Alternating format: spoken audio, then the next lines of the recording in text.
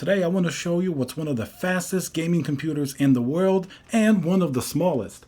Look at that, I was even able to fit a Founders Edition RTX 3090 and I could move the case around pretty easily. You're going to be shocked at how awesome this build is. Let's get started. Hey guys, Thiago here. So I'm holding here the Silverstone SG14 and look what's inside. That's an RTX 3090. Now, usually in a small ITX case, you want to have something that's a little bit more manageable, maybe not a huge GPU. The RTX 3090 is one of the biggest GPUs that I've ever held. And look at that, it fits like a glove perfectly. And the system is small enough that I can move it around without any problems. And then of course the overkill is not going to stop there. Look at the Noctua air cooler that I have in there, one of the biggest double towers that you can get.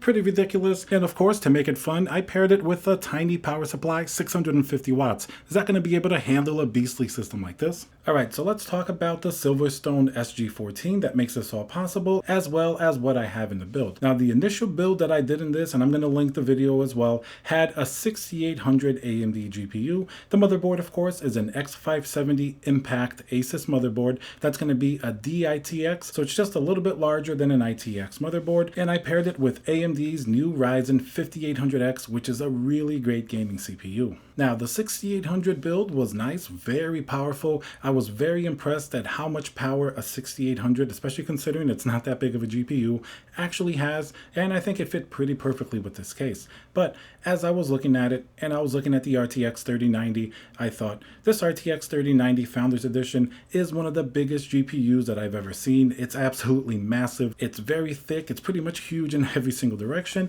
and I thought, would this fit in this small Silverstone SG14 case? Now, of course, this isn't the smallest mini ITX case. This one's going to come in at around 19 liters, which, of course, there are mini ITX cases that are 10 liters, but you're not going to fit an RTX 3090 Founders Edition in one of those. And as you saw, the case really isn't that big. I could easily move it around in my hand. If you build a really heavy, big PC that typically a 3090 will go in, you guys know that you're not going to be able to move it around that easily. That one, you can basically move it wherever you want. Very, very small footprint, and considering the amount of horsepower that we have going in there, I think it's pretty much one of the fastest gaming computers that you can build, especially when you consider the size.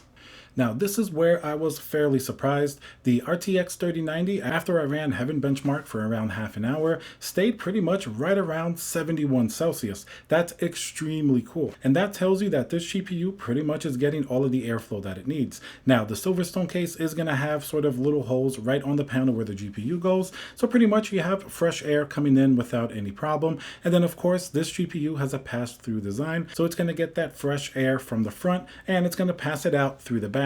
Now, that's one of the reasons why I did a smaller form factor power supply here. Of course, you can fit up to an ATX power supply, but I think the numbers were just right that it actually works without any problems. And the smaller power supply allows not only the cables to be managed a lot more neatly, but also it gives you really nice airflow towards the back of the case, where there's an area where basically all of the hot air can exhaust, making for a perfect pass-through design. Then, of course, we have that huge tower, the Noctua DH15. This is going to be the 140 millimeter fan version. I basically have 3 fans hooked up to it. We have both of the 140 millimeter Noctua fans on the cooler itself, and on the back of the case, in order to exhaust all of that hot air out, we have a 120 millimeter Noctua fan as well. And of course, I kept the traditional Noctua colors. Even though some people may prefer the black versions of the fans, I actually think these fans give it a really cool character. And as soon as you see the fans on the build, it's very distinctive. You know right away that they're going to be Noctua fans, and you know that the performance on these are absolutely legendary,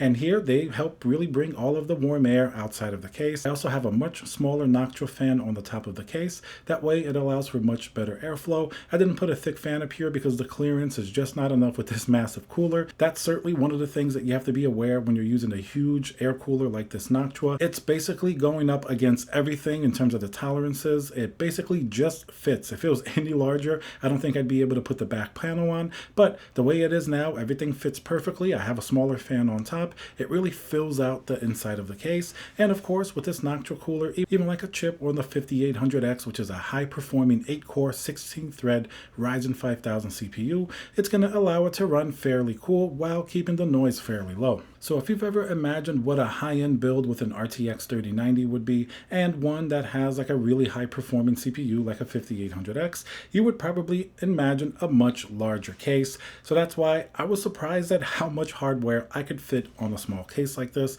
And of course, with that Asus Impact X570 motherboard, you're also going to be getting great thermals on the VRMs. It has very high performance as well, so you don't even really have to compromise on a smaller, cheaper motherboard that's not going to have a traditionally good VRM performance like a lot of small ITX motherboards have. So I think the combination of these components as well as the case is really a perfect fit for this hardware, believe it or not. Any larger and I don't think things would fit really well, so I was really shocked how well the 3090 actually fits in the case. And of course, this case does have a little bracket that you pull out that helps to support the weight of the GPU, and of course it's more than wide enough to support even something like this in RTX 3090. When I had the 6800 in here before, it did it without any issues at all. And of course the 3090 is going to take up triple slots, but in a case like this where you really don't have any other PCIe slots anyway, it doesn't really make a difference, and this case does have triple slots. A lot of mini ITX cases will actually only have 2 slots,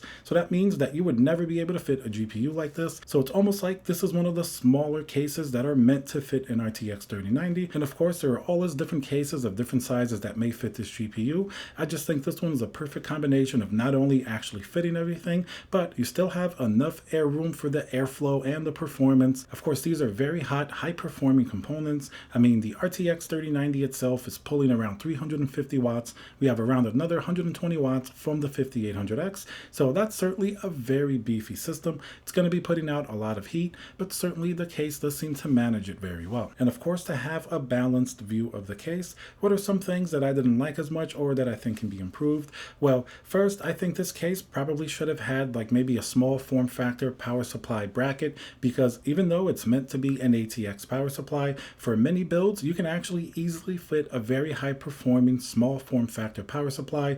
I mean, Silverstone even makes their own 650 watt power supplies. Corsair makes a 750 watt power supply.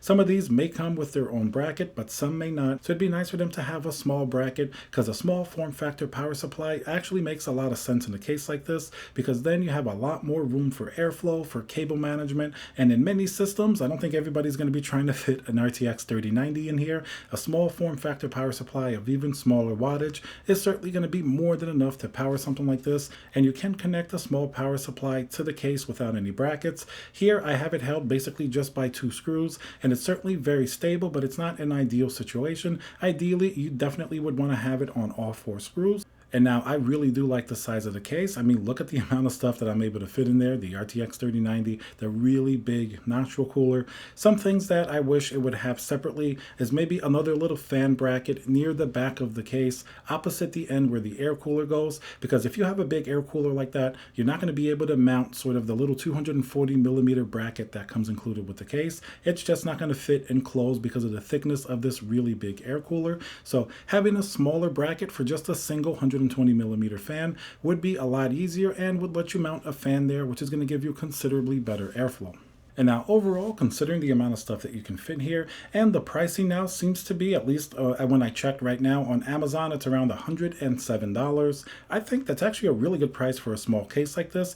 I found the build quality to actually be pretty good. Those panels that you snap on and off, of course, things could always be a little better, but I thought that they come on and off fairly easily without too much trouble. Certainly the panels do look pretty nice. Of course, the tolerances could always be a little bit closer. And if you consider this is just kind of a basic black box design, there's not too much to go wrong here. It's very minimalist and very understated. I happen to really like the look, but I can see how some people may want to have a little bit flashier case. But in my opinion, when you open up that side panel and you see that beautiful vertically mounted GPU, I really think it makes the look of the case, and it looks very similar to a lot of other small form factor cases. So overall, if you want to build a very powerful system in a very small case and not really have to spend that much money, small form factor cases can get really expensive, like some of the custom ones over $200, $300. So for this one, close to the $100 mark is actually a very good value for your money. And as you guys saw with this build, you can pretty much fit components that equal to the fastest gaming PC that you can pretty much build right now. So definitely no complaints there. All right, guys, hope you enjoyed the video. Let me know what you think down below. Remember to smash that like button and subscribe for more content like this. And I'll see you guys on the next video.